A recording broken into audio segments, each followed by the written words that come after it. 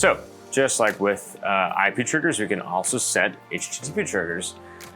Work sort of in the same way, but instead of pointing to a TCP system, talk to HTTP. So that's a little bit of a different sort of the way in which you write the commands.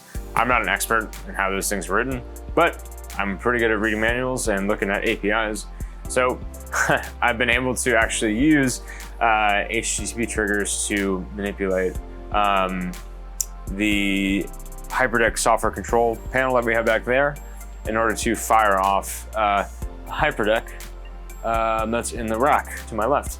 As you can see, I have 4 that are going right now that are actually recording this program. I have created an HTTP trigger based off the API documentation that's available in the HyperDeck control panel website to make this trigger, which, if I look under the hood, just talks to the server that we've generated and then sends a command, deck1 command record. There's no body. In some other instances, there would be some other information you need to say. Then you can also get a response back from the device that you're talking to, and then you also need to make sure you have the correct method in which it's going to communicate with that server or that device. In this case, all of my commands I'm going to generate are GET messages.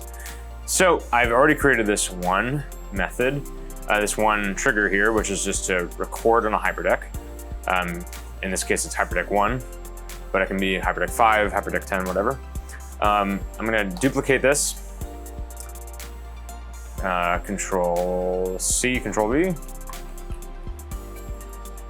And then I'm just going to rename it to make a stop command, so I actually have the ability to stop it remotely as well.